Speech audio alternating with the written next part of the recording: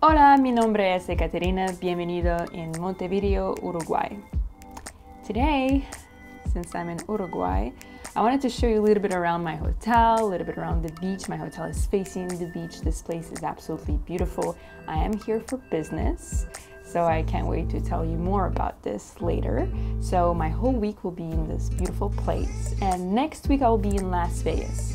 Today I had some free time, and not only I went around and played a little bit the tourist, but I also wanted to film for you guys this video, which is going through one-handed cuts I believe every cardist should know. Before you guys ask in the comments, this is Mirage Playing Cards by Patrick Kuhn. First, one-handed cut, I hope everyone knows it, is the Charlier cut. You must know it. When you get good at it, you could do several ones, just like that.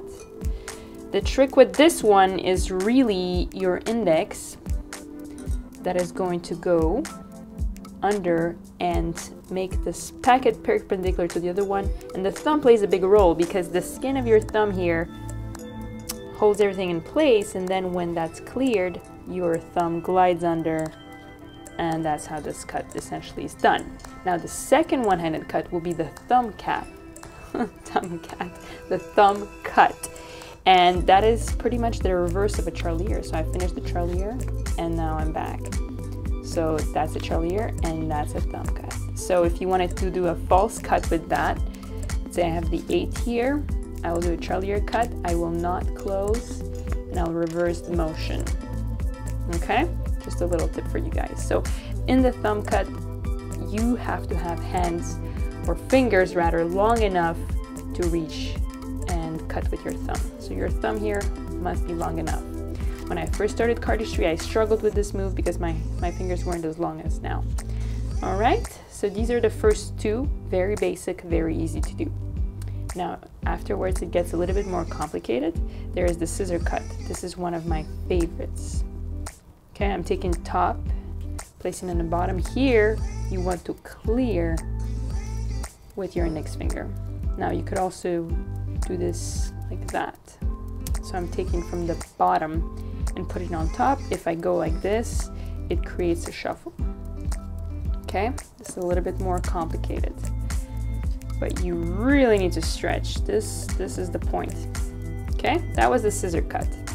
The next one, another one of my favorites, is the revolution cut.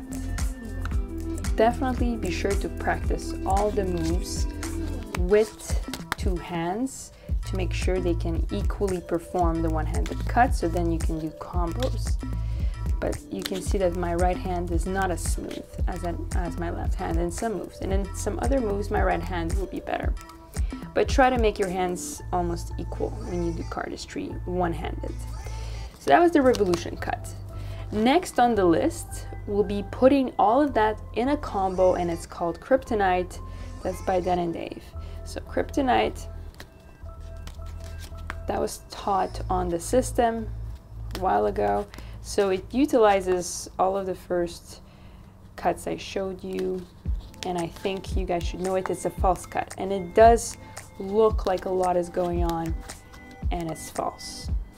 Again, if you wanted a false cut, you can just do that, and that's a false cut. Anyway, Kryptonite is cool. I suggest you learn it.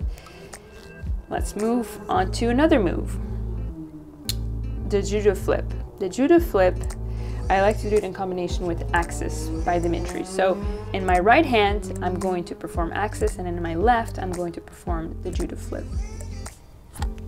Clear, rotate, and there you go. That's Axis by Dimitri. This is the judo flip by Franco Pasquale. I've struggled with both moves, so I'm excited to give you tips on those. Cool. So with the judo flip, you're taking the top, and here you will struggle if you're watching the tutorial, because he doesn't say that you absolutely must drop these fingers and make sure it's almost perpendicular from here. Because you will not have enough space to clear. You will be here and you will be stuck. You will not be able to clear. So as you pinch the sides, right away you need to drop, right away. And when it's almost perpendicular, that's when you spin. and then spin back. The actual spinning motion is very easy to do, but the dragging that packet downwards with these fingers and clearing everything, that's where you're going to struggle if you watch the tutorial. But once you get that, it's a super easy one-handed cut and looks super impressive. Axis is from the bottom, and so from the bottom you're bringing it on top. Let me do that again.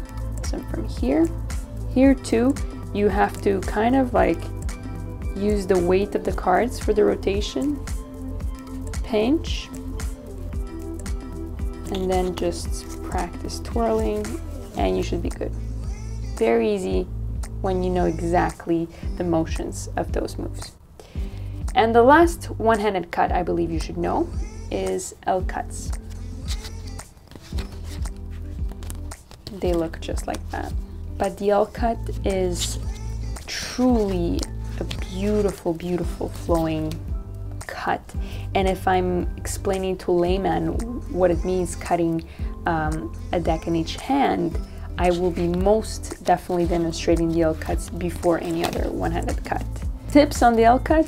Well, there isn't too many. I mean, it is also keep in mind the perpendicularity. Oh, look, it's me.